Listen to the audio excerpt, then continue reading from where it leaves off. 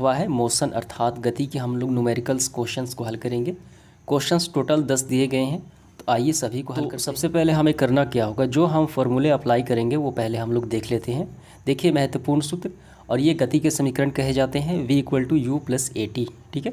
और ये s = u + ½ at², v² = u² + 2s, और इनके संकेत यहाँ पे दिए गए हैं, ठीक है। अब इसके बाद औसत चाल = तय की गई कुल दूरी बटे तय किया गया कुल समय। औसत वेग निकालना हो तो विस्थापन बटे समय, और समय निकालना हो तो दूरी बटे चाल, ठीक है। तो ये फार्मूले हम प्रयोग में लाएंगे। तो आइए हम लोग प्रारंभ करते हैं मोशन के आंकिक प्रश्नों को। तो देखिए पहला प्रश्न है, एक एथलीट वित्तीय रास्ते, एथलीट का मतलब होता है खिलाड़ी जो होते हैं उनका रास्ता है, वित्तीय रास्ते है, जिसका व्यास 200 मीटर है, एक चक्कर 40 सेकंड लगाता है, ठीक है। उस रास्ते को एक चक्कर लगाया जाए तो 40 सेकंड का समय लगता है। 2 मिनट 20 सेकंड यानी कितने हो गए आपका 140 सेकंड हो गया, के बाद कितनी दूरी तय करेगा वो खिलाड़ी, और उसका विस्थापन क्या होगा। इसको ऐसे समझते हैं हम लोग, ये एक वृत्तीय रास्ता है और इसका व्यास कितना है 200 मीटर है। यहाँ से कोई खिलाड़ी चलना यानी दौड़ना प्रारंभ करता है और पूरा यहाँ पे आ जाता है, तो उसे 40 सेकंड का समय लगता है, ठीक है। तो 2 मिनट 20 सेकंड यानी 140 सेकंड में वो कितनी दूरी तय करेगा, यानी कितने वो चक्कर लगाएगा तो वो उसकी दूरी हो जाएगी। और जहाँ पे वो रुकेगा तो हम देखेंगे कि प्रारंभिक और अंतिम बिंदु यानी उसका विस्थापन हम देखेंगे, यानी विस्थापन निकालना पड़ेगा। तो सबसे पहला काम हमारा होगा कि हम जो दिया गया मान है उसको नोट करते हैं। तो देखिए दिया गया मान वित्तीय रास्ते का व्यास कितना है 200 मीटर है, तो त्रिज्या कितनी हो जाएगी, यहाँ से यहाँ 200 है तो इसकी आधी कितनी हो जाएगी, यहाँ से 100 मीटर, ठीक है।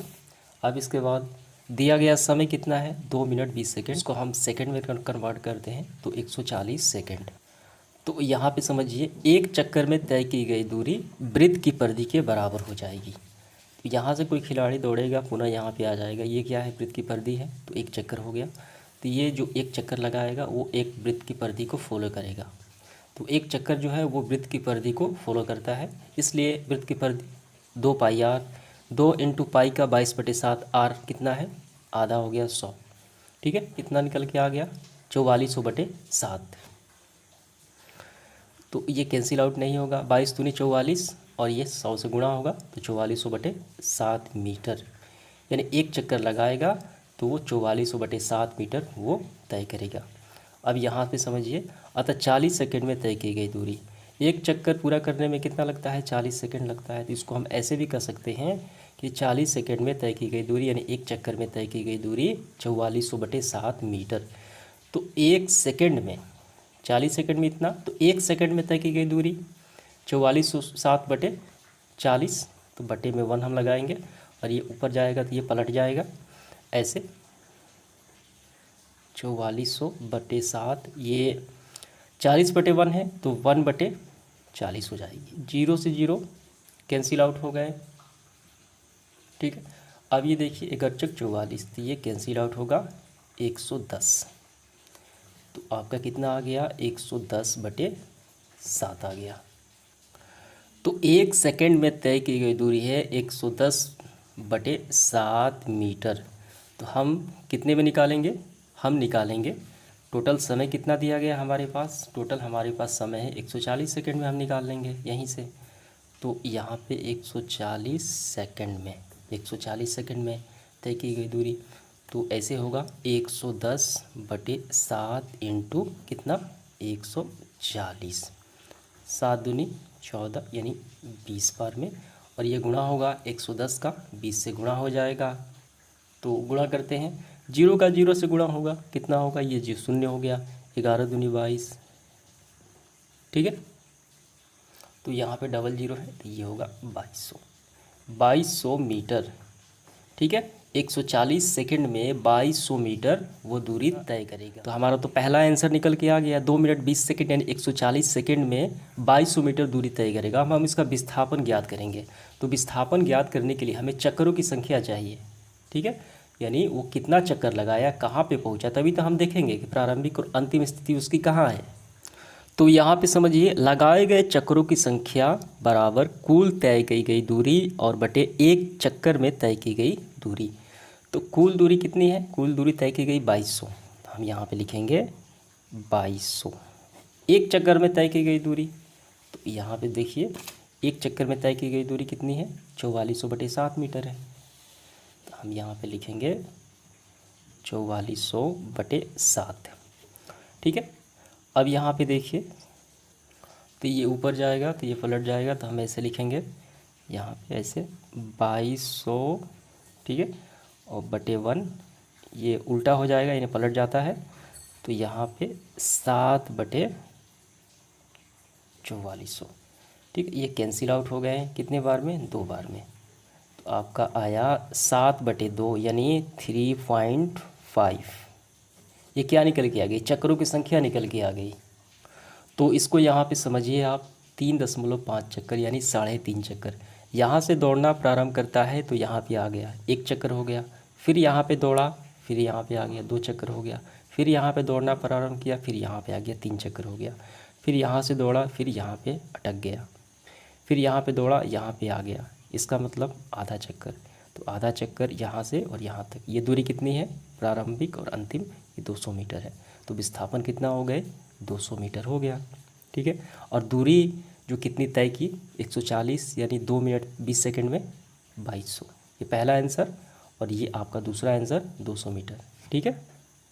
तो हम ऐसे लिखेंगे, कुल दूरी 2200 और हमारा विस्थापन 200। तो आगे बढ़ते हुए हम अगला प्रश्न देखेंगे। 300 मीटर सीधे रास्ते पर जोसेफ जॉगिंग करता हुआ 2 मिनट 50 सेकंड में एक सिरे ए से दूसरे सिरे बी पर पहुंचता है। तो आइए इसको समझ लेते हैं पहले।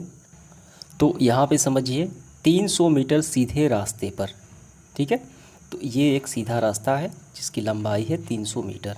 जोसेफ जॉगिंग करता हुआ 2 मिनट 50 सेकंड में एक सिरे ए से बिंदु बी पर पहुंचता है। एक व्यक्ति है जिसका नाम है जोसेफ, दौड़ता हुआ यानी चलता हुआ, जॉगिंग करता हुआ 2 मिनट 50 सेकंड, अगर सेकंड में कन्वर्ट किया जाए तो ये होगा आपका 170 सेकंड। ठीक है। तो वो व्यक्ति जो है जोसेफ बिंदु ए से बिंदु बी तक पहुंचता है, 300 मीटर दूरी तय करता है, तो उसे समय लगता है 170 सेकंड। ठीक है। और घूमकर 1 मिनट में, और बी पर पहुंचने के बाद घूमकर, पीछे घूमकर 1 मिनट में 100 मीटर पीछे बिंदु सी पर पहुंचता है। तो हम यहाँ कर लेते हैं बिंदु सी को। तो बिंदु बी से सी तक कितनी दूरी है, तो वो 100 मीटर, ये लिख लेते हैं हम लोग। ठीक है। और बी से सी तक आने में 1 मिनट का समय लगता है, यानी 60 सेकंड का समय लगता है, ये ध्यान रखना है आपको। जोसेफ की औसत चाल और औसत वेग क्या होंगे। ठीक है। तो हमें औसत चाल और औसत वेग ज्ञात करना है, और 2 शर्त है। पहले में देखिए क्या है, बिंदु ए से बी तक, बिंदु ए से बी तक क्या ज्ञात करना है, औसत चाल और औसत वेग। बी में सिरे ए से सिरे सी तक, ए से सी तक फिर वही ज्ञात करना है, औसत चाल और औसत वेग। तो इसका फॉर्मूला क्या होता है, तो इसका फॉर्मूला मैंने आपको प्रारंभ में ही बताया है। औसत चाल निकालने का, तय की गई दूरी बटे लिया गया समय, औसत वेग विस्थापन बटे समय। तो ये दोनों फार्मूले से हम आसानी से निकाल सकते हैं। ठीक है। तो सबसे पहले हमारा जो काम होगा, जो मान दिए गए हैं उसको हम लोग पहले लिख लेते हैं, और उसके बाद सबसे पहले हम स्थिति 1 लेते हैं। यहाँ पहला जो क्या है, सिरे ए से सिरे बी तक। तो स्थिति 1 में ए से बी तक के लिए कुल दूरी कितनी दी गई है, कुल दूरी है आपका 300। ठीक है। यानी ए से बी तक 300 मीटर दूरी तय करता है, और 300 मीटर दूरी तय करने में समय लेता है 2 मिनट 50 सेकेंड, जैसा कि दिया गया है 2 मिनट 50 सेकेंड। तो ये टोटल सेकंड में हो जाएगा 170 सेकंड। तो चलिए निकालते हैं जोसेफ का औसत चाल। तो औसत चाल का फॉर्मूला इक्वल टू कितना होता है, तय की गई दूरी बटे लिया गया समय। तय की गई दूरी बटे लिया गया समय। तो यहाँ पे तय की गई दूरी कितनी है, देखिए टोटल है 300 मीटर, 300 मीटर, और इसको समय लिया गया है 170 सेकंड। 0 से 0 कैंसिल आउट, 30 में 17 से भाग दिया जाए। यहाँ पे देखिए 0 से 0 कैंसिल आउट, 30 में 17 से भाग देंगे तो कितना आ जाएगा, तो भाग देने पर आएगा आपका 1.76 मीटर सेकंड औसत चाल है। तो पहला तो हमारा निकल गया औसत चाल। इसके बाद औसत वेग। तो औसत वेग का फार्मूला क्या होता है, औसत वेग का फार्मूला होता है विस्थापन बटे समय। आइए लिखते हैं यहाँ पे, औसत वेग इक्वल टू विस्थापन बटे समय। विस्थापन कितना है पहले समझिए इसको। यहाँ से चलना प्रारंभ किया जोसेफ और बी पे पहुँचा, तो ये प्रारंभिक हो गई और ये अंतिम हो गई, तो बीच की न्यूनतम दूरी कौन सी है, यही तो एक दूरी है, तो ये हो गया 300 मीटर। तो विस्थापन आपका हो जाएगा 300। समय कितना लगता है, तो समय तो उतना ही लगता है, कितना, 170 सेकेंड। तो यहाँ पे 170, 0 से 0 कैंसिल आउट हो गए। तो इसका भी उतना ही आया जैसा औसत चाल का आया 30/17, तो इसको हम वैसे ही वही लिखेंगे 1.76। तो हम क्या लिखेंगे, तो हम यहाँ लिखेंगे स्थिति 1 में ए के लिए औसत चाल इक्वल टू औसत वेग। ठीक है, तो ये दोनों बराबर आ गया, कितना आया 1.76। ठीक है, यहाँ पे आपको ध्यान देना है, कुछ बुक में यहाँ पे 50 के स्थान पे जो समय है यहाँ पे 30 दिया गया है। ठीक है, 50 के स्थान पे 30 दिया गया है, तो हम यहाँ पे 50 लेकर ही बनाए हैं। आप 30 लेंगे तो आपका आ जाएगा 2 आ जाएगा। ठीक है, 2 मीटर प्रति सेकेंड स्क्वायर आपका आ जाएगा।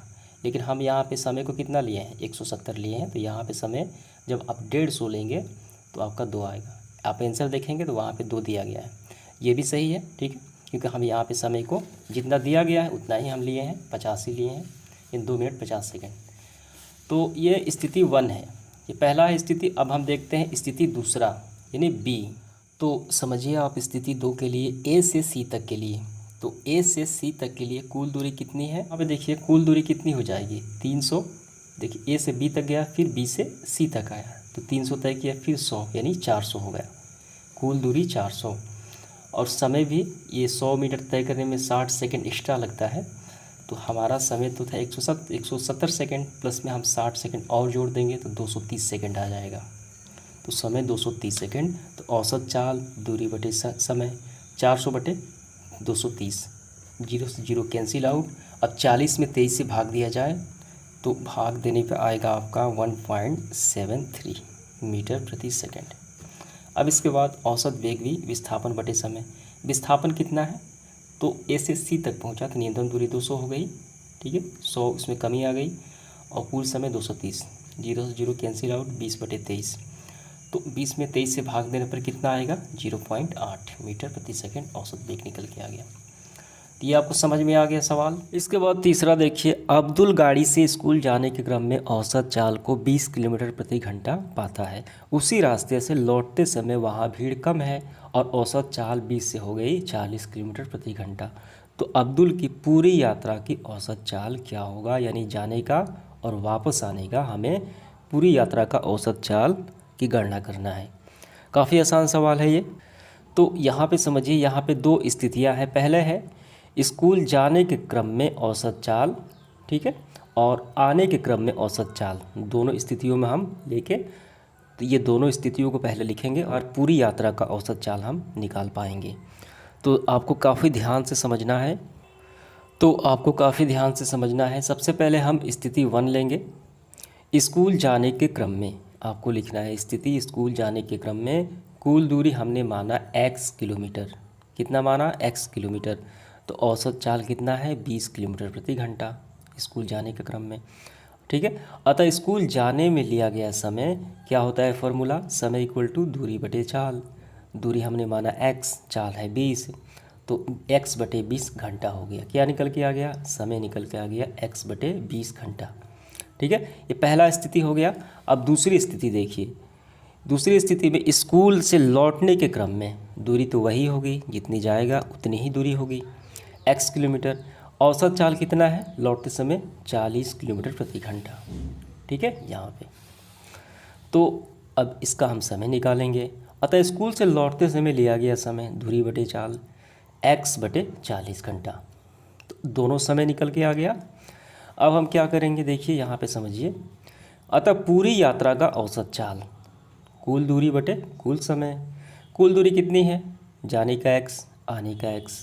ठीक है, पहले का समय कितना हमने निकाला, x/20, यानी विद्यालय जाने का x/20 घंटा और वापस आने का x/40 घंटा। ठीक है, दोनों समय निकल गया।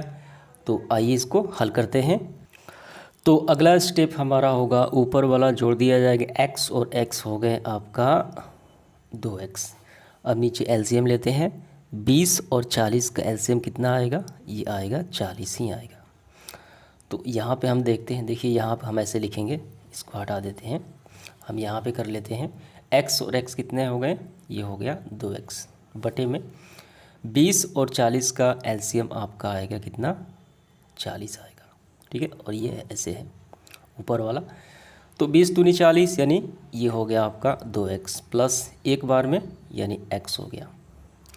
तो ये 2x प्लस x 3x बटे 40, और ऊपर कितना है, 2x है। इतना क्लियर हो गया आपका। तो ये ऊपर जाएगा तो इस तरफ ये पलट जाएगा, ऊपर कितना है, 2x है। ठीक है, बटे में हम 1 लगा लेते हैं। तो 3x बटे 40 है, तो 40 बटे 3x हो जाएगा, ऐसे 40 बटे 3x। x से x कैंसिल आउट, 40 का 2 से गुणा होगा ऊपर वाले के साथ, तो 80 हो गया। नीचे कितना बचा, 3 बचा। तो 80 में हम 3 से भाग लगाएंगे, तो भाग लगाने पे आएगा आपका 26.6। ठीक है, इसे हम रेकरी लगाएंगे कि 6 जो है वो हरदम आते रहेगा। तो फाइनल आपका आंसर करना है, एक बढ़ा लेना है, आपको 26.7 कर लेना है। ठीक है, तो यही आपका आंसर हो गया। ये क्या निकल के आया, पूरी यात्रा का औसत चाल निकल के आया।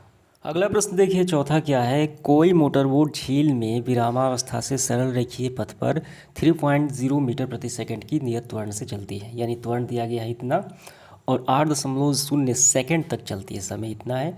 तो इस समय अंतराल में मोटरबोट कितना दूरी तय करती है। तो हमें क्या निकालना है, एस का मान निकालना है, दूरी निकालना है, यानी विस्थापन ज्ञात करना है। तो कौन से फॉर्मूले हम प्रयोग करें, तो सबसे पहले हमें करना है, जो मान दिए गए हैं उसको पहले हम लोग नोट डाउन करते हैं। देखिए दिया गया मान, तो यहाँ पे कोई मोटरबोट झील से विरामावस्था से सरल रेखीय पथ पर, यहाँ विरामावस्था से यानी कि उसका प्रारंभिक वेग हो जाएगा 0 मीटर प्रति सेकंड। त्वरण कितना दिया गया है, त्वरण इसका दिया गया है, यहाँ पे देखिए त्वरण इसका दिया गया है 3.0 मीटर प्रति सेकंड स्क्वायर। तो यहाँ पे त्वरण आ गया 3, तो त्वरण दिया गया है 3.0 मीटर प्रति सेकंड स्क्वायर। समय कितना दिया गया है, समय है 8 सेकंड। हमें क्या निकालना है, विस्थापन निकालना है, एस का मान निकालना है। तो हम यहाँ पे गति के जो दूसरा समीकरण है उसका हम प्रयोग करेंगे, S = ut + ½ at स्क्वायर। यहाँ पे एस हमें ज्ञात करना है, प्रारंभिक और समय दिया गया है, त्वरण भी दिया गया है। ठीक है, तो आइए इससे हम ज्ञात करते हैं। क्या होता है formula, S = ut + ½ at square. तो यहाँ पे समझिए प्रारंभिक वेग कितना है, 0 है, तो S = 0 और समय कितना है 8.0, इसका मतलब ये 8 ही होगा, प्लस 1/2। ए कितना है, त्वरण है आपका 3.0 यानी 3 ही होगा, और समय है आपका फिर से 8 का स्क्वायर। इसके बाद देखिए S = 0 और 8 का गुणा, ये 0 हो गया, 1/2। तो हम ऐसे करेंगे, देखिए आइए लिखते ही हैं, इंटू 3, ये 64 हो गया। तो यहाँ से कैंसिल आउट होगा, 32 दूनी 64। तो ऊपर कितना बचा, ऊपर 1 बचा, 3 बचा और 32 बचा। ठीक है, तो गुणा कर लेते हैं इसको, S = 3 × 1 × 32। तो 32 में 3 से गुणा करने पर कितना आएगा, 32 में 3 से गुणा किया जाए, 3 दूनी 6, 3 का 9, 96 आ गया मीटर। तो सवाल में क्या पूछा जा रहा था, इस समय अंतराल में मोटर कितनी दूरी तय करेगा। तो आपको लिखना है मोटर 96 मीटर दूरी तय। इसके बाद अगला प्रश्न देखिए, पांचवा, किसी गाड़ी का चालक जो है 52 किलोमीटर प्रति घंटा की गति से चल रही कार में ब्रेक लगाता है तथा कार विपरीत दिशा में एक समान दर से त्वरित होती है। कार 5 सेकंड में क्या होती है, रुक जाती है।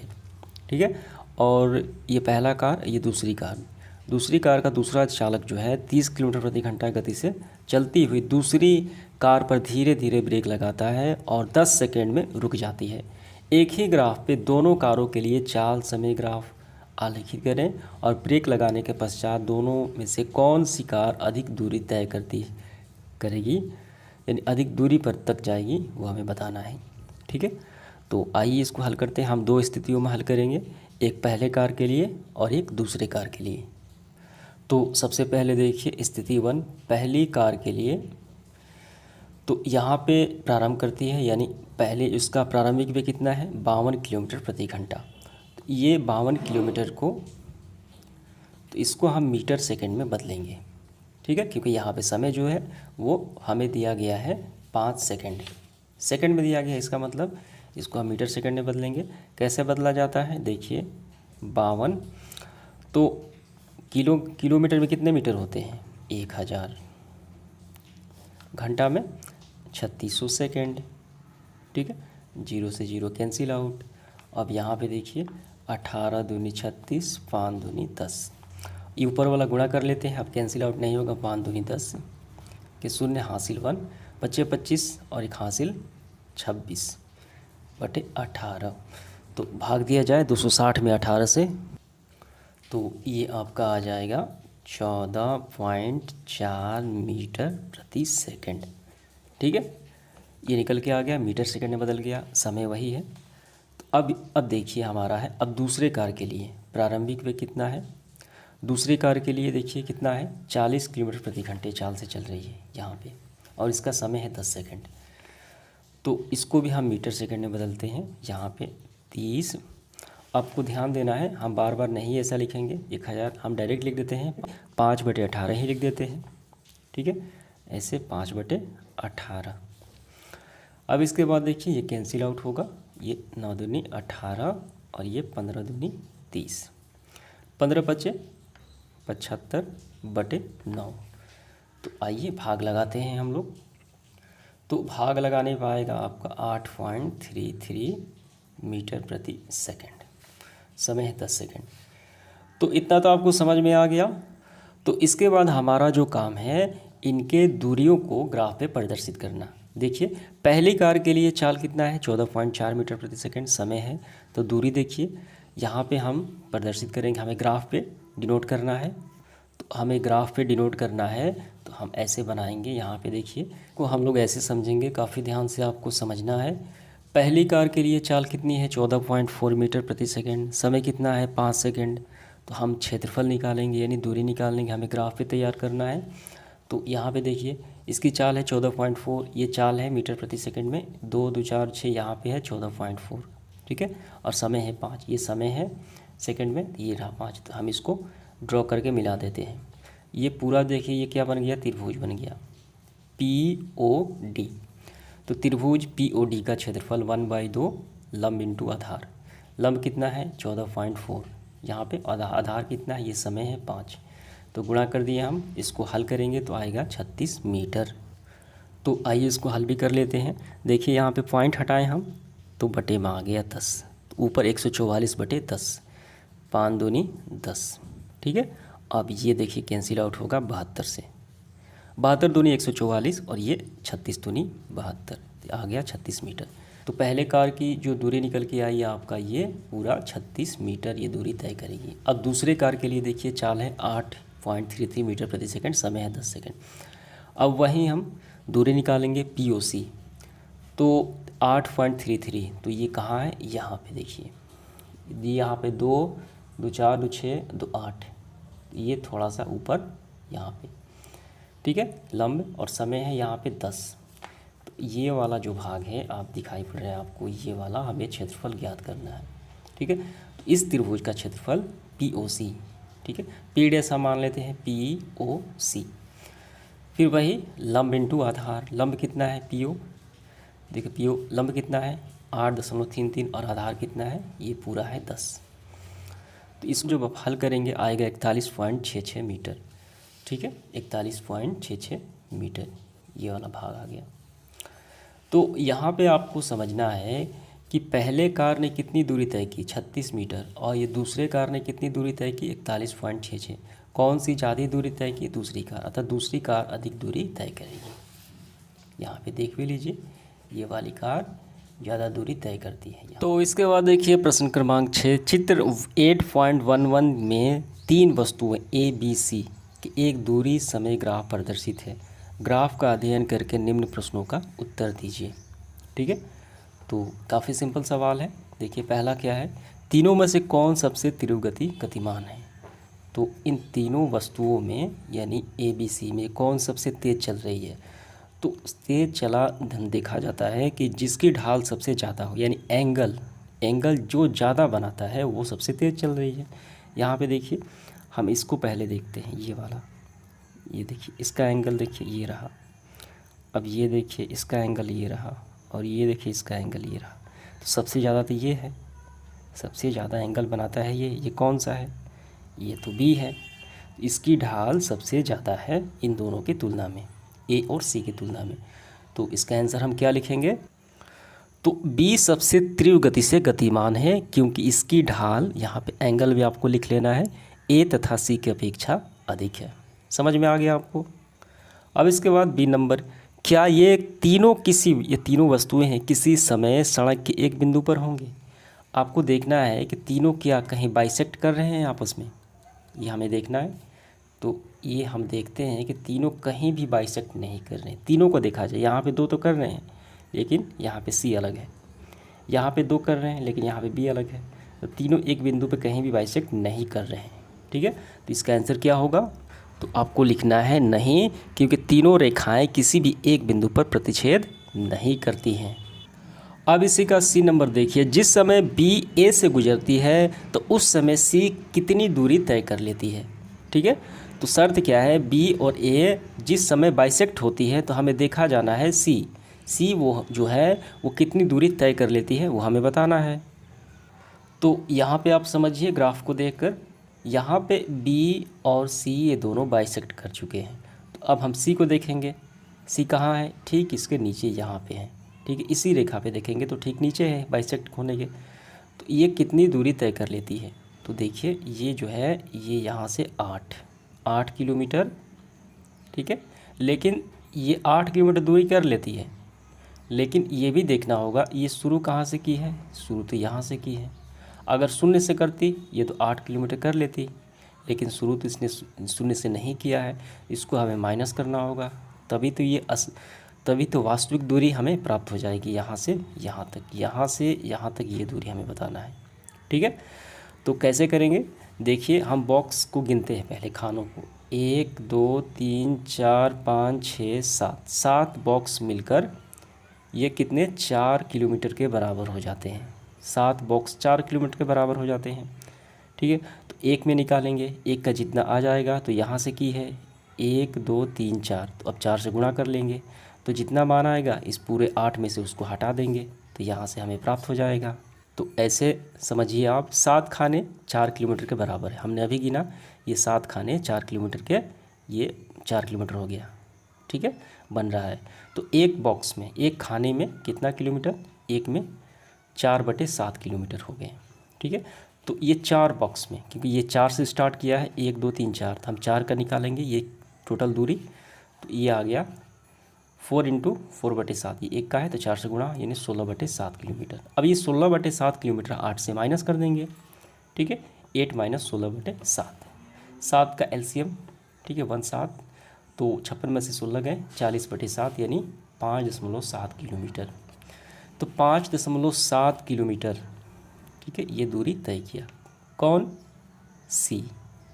अब हम देखेंगे डी नंबर, जिस समय बी और सी गुजरते हैं, यानी दोनों बाइसेक्ट होते हैं, तो उस समय कितनी दूरी तय कर लेते हैं? बी। ठीक है, तो यहाँ पे देखिए ये रहा बी और ये रहा सी, कहाँ बाइसेक्ट होते हैं? यहाँ पे बाइसेक्ट होते हैं।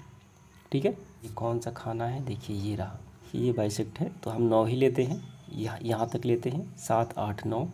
ठीक है, तो ऐसे हम निकालेंगे बी द्वारा चली गई दूरी, हमें बी का ज्ञान निकालना है, ध्यान देना है, बी का निकालना है जो शुरू से प्रारंभ करती है, शून्य से प्रारंभ करती है। तो यहाँ से यहाँ तक कितने खाने हो गए? टोटल 9 खाने हो गए हमें प्राप्त हुए हैं, ये रहा। ठीक है, तो एक खाने में कितने किलोमीटर? इतना किलोमीटर। 9 में कितना किलोमीटर?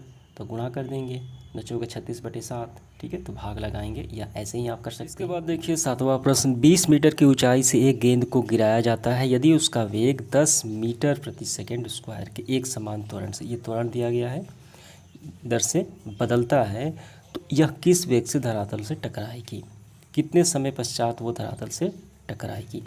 तो यहाँ पे किस वेग से, यानी अंतिम वेग और समय हमें ज्ञात करना है। क्या दिया गया है, प्रारंभिक वेग दिया गया है, क्योंकि वो जो गिराई जाएगी तो उस अवस्था में वेग 0 होगा, और त्वरण दिया गया है, और s मतलब विस्थापन, ऊंचाई, s का मान भी दिया गया है। तो सबसे पहले जो मान दिए गए हैं उसको पहले लिखते हैं। तो मान को हमने लिखा, प्रारंभिक वेग 0, h यानी s, ठीक है, वो कितना है 20 मीटर है, त्वरण कितना है 10 है, और हमें अंतिम वेग और समय ज्ञात करना है।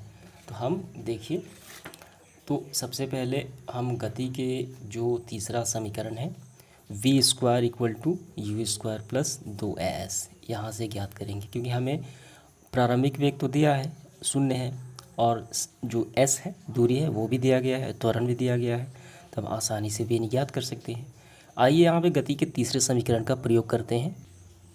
v² = u² + 2s, तो v², u कितना है 0 है हमारा, प्लस 2, a कितना है, त्वरण 10 है, और दूरी कितनी है यहाँ पे 20 है, 20, ये पूरा तो 0 है, ठीक है, तो हटा देते हैं, 10 दूनी 20, 20 × 20 कितने हो गए आपके, ये हो गए 400 v²। तो वर्ग का पक्षांतर वर्गमूल होता है, v = √400, तो ये कितना निकल के आ गया, तो v आपका आ गया 20 मीटर प्रति सेकंड, ठीक है, अंतिम वेग निकल गया। अब हम क्या निकालना है, अब हमें समय ज्ञात करना है। तो हम देखिए, अब गति के हम जो दूसरा समीकरण है s = ut + ½ at², यहाँ से समय ज्ञात करेंगे। पास s का मान भी है, प्रारंभिक है, ठीक है, प्रारंभिक वेग भी है, और हमें t ज्ञात करना है, त्वरण भी दिया गया है। आइए इस समीकरण को प्रयोग करते हैं। वो s का मान कितना दिया गया है, आपका s का मान दिया गया है 20, u कितना है 0 है, t तो हमें ज्ञात करना है 1/2, त्वरण कितना है 10 है, समय तो हमें ज्ञात करना है, तो t², ऐसे।